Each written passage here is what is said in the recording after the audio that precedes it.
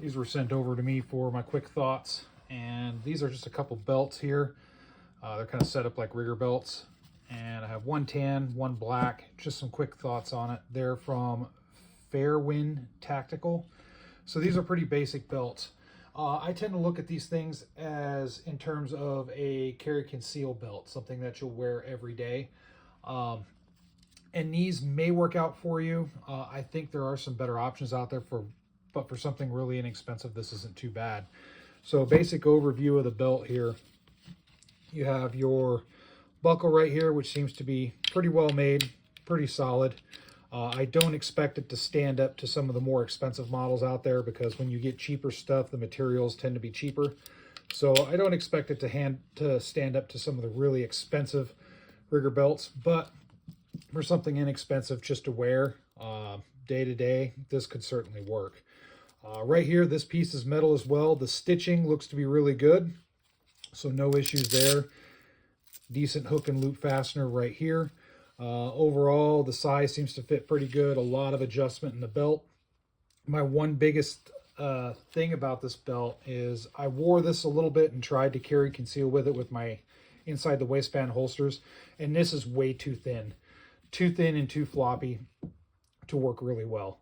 So keep that in mind. If you're going to use this for carry conceal, just know that a lot of the carry conceal inside the waistband, unless they're if they slip on and slip off, and you may have an issue with the whole holster slipping out as you draw the gun. That's actually happened to me a couple times with this belt.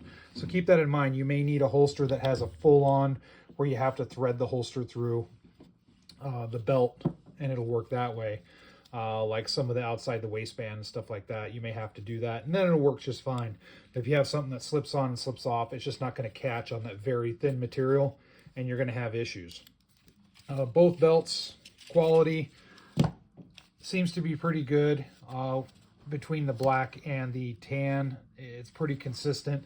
The buckles, again, I look at this as just, if you like this type of belt and you're looking for something inexpensive just to wear day to day, whether it's just you like the looks or whatnot, or you just dig these types of belt, then it's perfectly fine. You're not going to have any issues. But for serious everyday carry, I recommend something a little bit bigger. And of course, if you're looking for an actual rigging belt, if you're actually looking to do a bunch of work with it, I'd suggest something a little bit more stout or a little bit more expensive. So that way you're not going to have any issues. But in any case, overall, the belts are pretty good for what they are and as inexpensive they are. And as far as, just being a belt, they work great. Just note they are a little bit hard to thread on a lot of pants with smaller buckles, because they have some bigger areas right here. They're a little bit wider, a little bit more bulky. So you might have some issues. So just keep that in mind as well. But anyway, just wanted to provide quick thoughts on that. Not a bad belt as far as belts are concerned. I'm certainly going to be using them. Especially if I'm carrying, something like a pocket carrier or something like that, then I don't have a problem putting these belts on. So anyway, thanks a lot for a quick little down and dirty review of these belts. Overall, they're pretty good. Again, if you want something that is more for carry conceal, pick something a little bit thicker. So, all right, thanks a lot for watching.